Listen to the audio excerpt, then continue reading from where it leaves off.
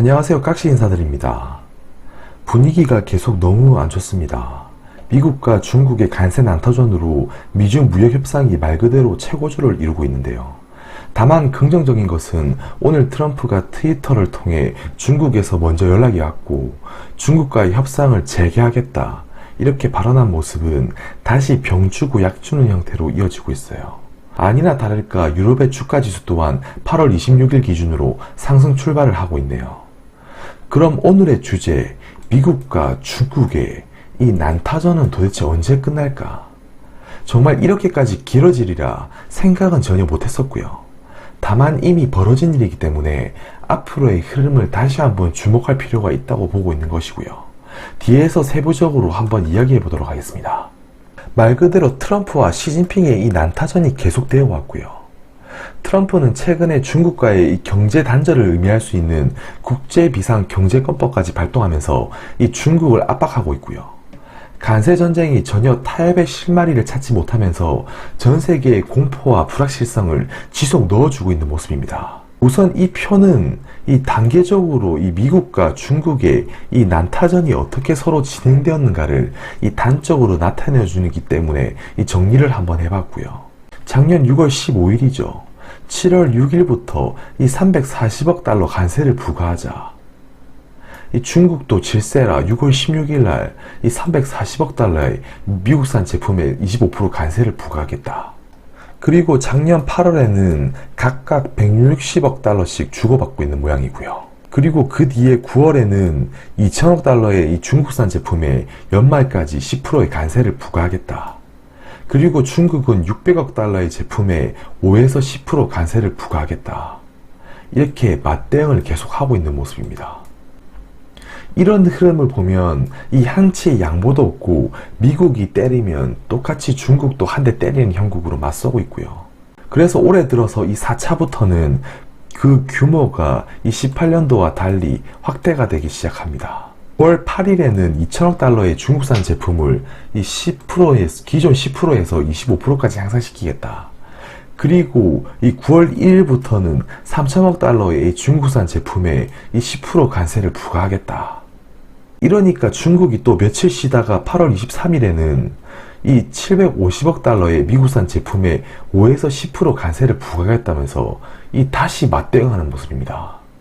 이렇게 중국이 맞대응하겠다고 공표하자마자 바로 당일 8월 23일 날 이 트럼프는 바로 경로하면서 앞선 2,500억 달러와 이 3천억 달러의 이 관세율을 모두 5% 인상하겠다면서 이 강력한 경고 메시지를 보내고 있어요.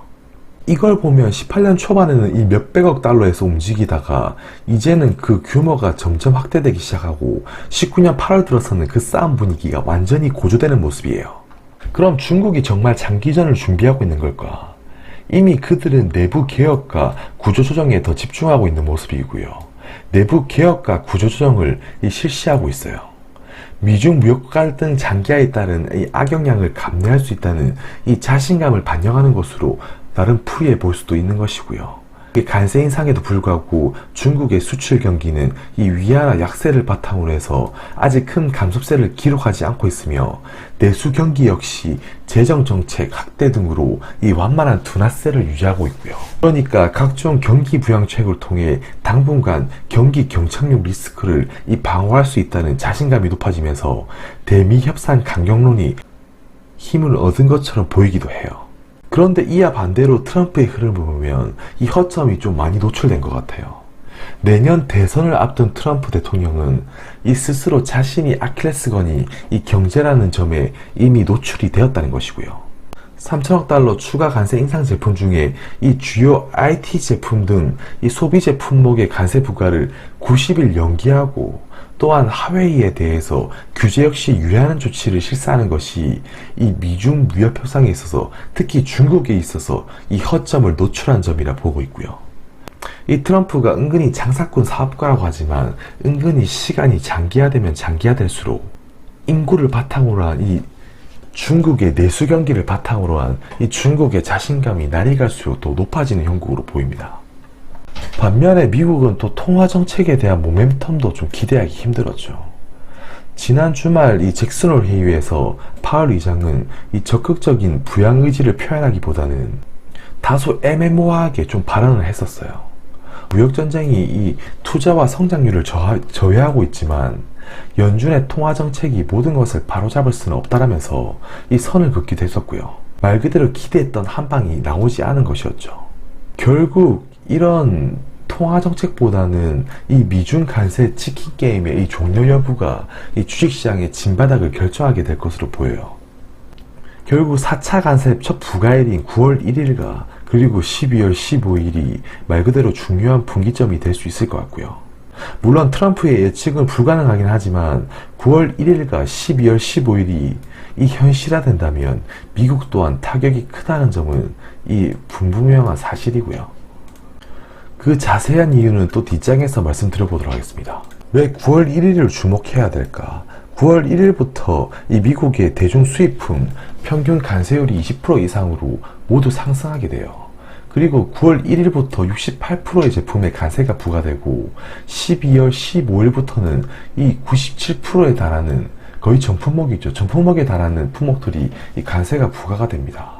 그러니까 이 공산당의 중국과 달리 재선을 앞둔 트럼프는 경제가 아킬레스건이고 결국 미국 민중의 관심을 얻지 못하면 이 재선에 실패하기 때문에 이 물가 상승과 내년 재선에 대한 생각 그리고 미국 소비자에 대해서 이 피해에 대해서 신경을 안 쓸 수가 없는 것이고요. 최근에 그가 말한 발언을 보더라도 크리스마스 시즌 때문에 이거 추가 관세를 연기하는 것이다. 관세가 미국 소비자들에게 영향을 미칠 경우에 이 대비하기 위한 차원이라고 이 관세를 연기시키기도 했어요. 이는 결국 물가 상승을 이 요인을 의식하고 있다. 내년 재선에 대한 생각을 하고 있다. 그리고 미국 소비자 이 피해에 대한 대비를 하고 있다는 것을 볼 수 있고요.